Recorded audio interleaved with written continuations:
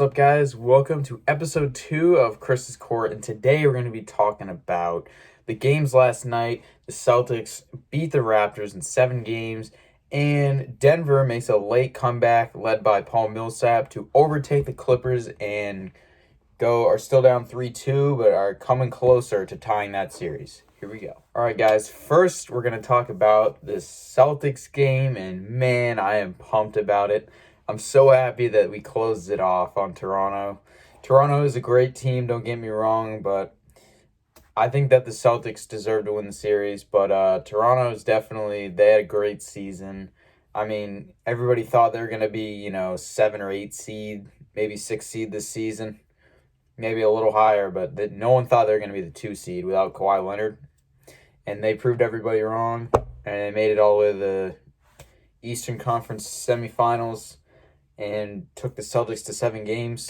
Props to Lowry and Fred VanVleet for their amazing performances in this series. I feel like their one issue was Pascal Siakam did not step up this whole series. He was just down here, and the other guys were up here. I think that was their problem. But, I mean, the Celtics are just too good. I mean, Tatum had a really good game. I think he had 29 points, I believe. And Jaylen Brown had a decent game. He was struggling from 3, but other than that, but got to talk about Marcus Smart, man. He's so underrated. The guy's an amazing defender. He made first all-defensive team this year. I mean, he had that crazy block on Norman Powell, and that was crazy, but yeah, it was a great series to watch, and I'm excited for this next series against the Heat. But yeah, I think that the Celtics are on a good thing right now with momentum, and I think, they just got to prepare for Miami, which is on Tuesday night. I'm not sure what time yet. I don't know if they've announced it. They probably have, but I don't know. I know it's on Tuesday, though, so I'm excited for that. But now let's talk about the Denver versus LA Clippers series, where Denver is making a comeback. All right, now let's talk about the Clippers versus the Nuggets series. Now, in this series, I thought that the LA Clippers were going to win last night. I thought they were going to take it over, 5 games like the Lakers did to the Blazers, the Bucks did to the Magic. That's what I thought was going to happen. But no, Denver was down. I didn't watch the first half, but I ended up watching the fourth quarter because I wasn't home. But Denver, I guess, had a great comeback led by Paul Millsap, who put up 14 in the third quarter, which is amazing to see Paul Millsap still being able to do that type of stuff at his age. I believe he's 35. So, props to him leading the Denver team with his experience. And, Murray and Jokic just took away with it. Michael Porter Jr. came up clutch in the fourth quarter. I heard he did nothing the whole game until then, though. But, yeah, it was a great I think I watched like the last 8 or 9 minutes of the game, maybe. And I was like, yeah, I turned it on because I got home. And it seemed like a good game. And, but I mean, Kawhi and Paul George are just Kawhi's still unstoppable. I mean, he had like 30 points again. He's so consistent with like 30, 25, 35-point games, in that span. And I feel like these other teams that want to win, they have to do something about Kawhi, but I don't know if there really is anything to do about him. He's a great leader for that team, and Paul George is definitely taken a step up since the beginning of the bubble or the playoffs. And my cat's in here. Whoa. Here he is. Yeah, the LA Clippers, I think right as the playoffs started, they were my championship pick. So I just think that they have a pretty good team, pretty deep team too. I mean, 2 other guys were in the top candidates for 6th man of the year. 2 of their guys off their bench. And there's 30 teams, and there are only, I think, 3 finalists. And there are 2 guys from their team. The other one, I think, was Dennis Schroeder, I believe. But, yeah, I mean, they have Montrezl Harrell and Lou Williams, who's always known for being 6th man of the year. He's won it. I don't know how many times he's won it. Someone's going to have to fact check that. But, nope. But, yeah, bottom line is he's a great player. But I mean, they have. I mean, I know that they start Zubac. I don't know Zubac. I don't know why they do, because I would take Montrezl Harrell over him. But I mean, he's a solid player. But yeah, I feel like. But the Clippers, I don't know, man. Denver could take this to 7 games. I mean, that's what they did to Utah. Utah was down 3-1.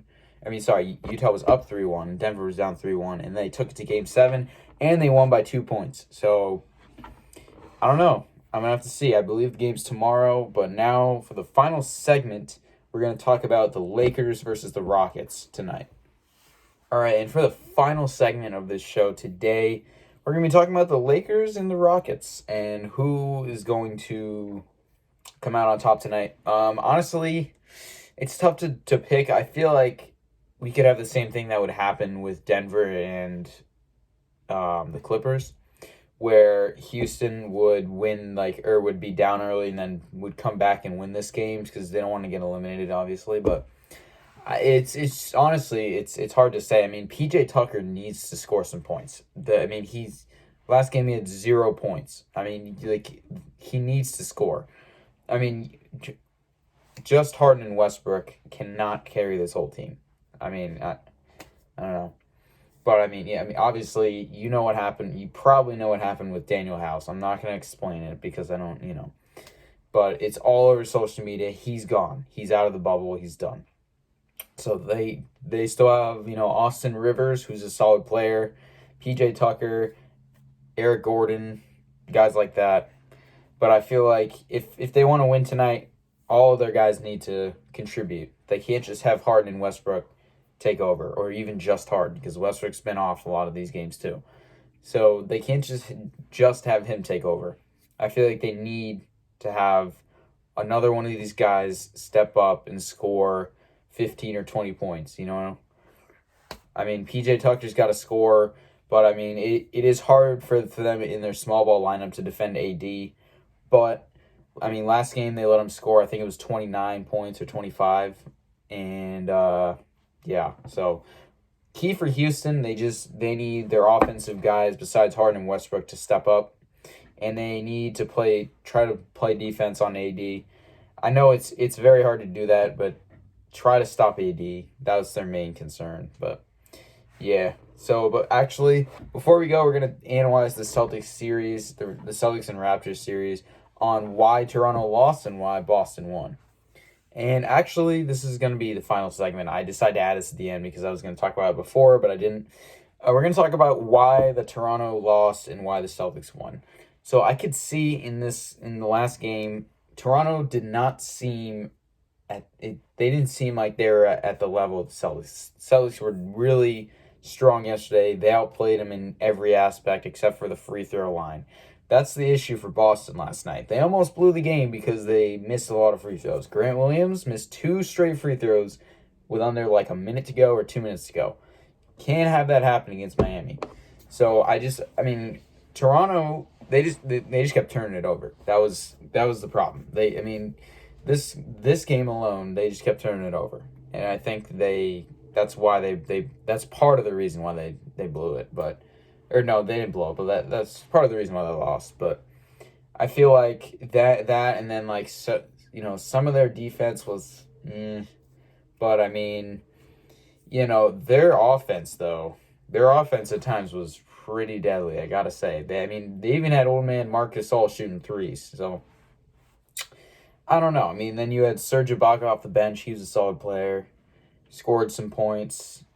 I mean, yeah, then you had guys like Lowry and Van Fleet who were leading the team. But I feel like, and for the Celtics, I mean, if they want to beat Miami, they need to step up their shooting game. They shot 24% from the three-point line last night. Can't have that happen against Miami. I have to say that right now. They were struggling. Like, Jaylen Brown went 0 for 5 in his first 5 three-point attempts. And it was getting a little nervous because everybody was way off. But, they need to fix, they need to work on free throws, and they also need to work on their shooting. But their defense was stellar last night. They played great defense. Marcus Smart, Tatum, Tice, even Jaylen Brown. They played really good defense. Some crazy blocks last night. Clutch blocks, saved the series. And I can't wait for this Miami series. And I mean, I might do an episode previewing that, but I don't know, it's tough to say who's going to win that series, but I don't know. I feel like it's going to be a 6-game series, but it's going to be hard to tell who's going to win. I don't know. What do you guys think in the comments? I don't know. It all depends how the first game or two go for the Celtics, because if they shoot really well like they did in game 5 against the Raptors where they won by like 30 points, if they shoot like that again, then they will definitely be able to at least win 2 or 3 games in like immediately. I mean, Miami's a good team, don't get me wrong, but I believe in the regular season that, well, I mean, they played them a lot, but they were, they're a great team led by Jimmy Butler, but I feel like if the Celtics step up, then they can beat them. But if, Miami has great three-point shooters in Duncan Robinson and Tyler Hero. So, I don't know. We're going to have to see how it plays out, but I'm excited for this series. It's going to be a great one. 3 seed versus 5 seed. First time that's happened in NBA history. And it's going to be a series for the ages. All right, guys, this is going to be it for episode 2 of Chris's Court basketball show, where I talk about everything that happened in the games. I've been thinking it'd be so awesome when I get older to be a sports analyst. That'd be so cool. But this is like close as I can get right now. And next video, I believe I'm gonna do probably an NBA jersey collection video. I'm going pretty strong right now. I have some good jerseys. But and I'm gonna wait until I just got another one, which I'll let you guys know, or I'll show you in the next video, in the collection video. I just got another one that's coming in soon. I just got shipped yesterday, so hopefully it'll be here soon. But whenever that comes, it's definitely gonna be within the next week. I will post that up, and I might do a preview video for the Celtics Heat series. We'll see, not sure yet. But and if the series is over tonight or tomorrow night for the LA teams, I'll do a video about that. But yeah, if this is this is gonna be it for this episode, and I'll see you guys in the next one. Thank you guys for watching. Hit that subscribe button and the like button. I really want to share this with other people because I really want more people to see this. It'd be so cool if I can get 100 subscribers by the end of the year. That'd be awesome. But until next time, I'll see you guys later. Thanks for watching.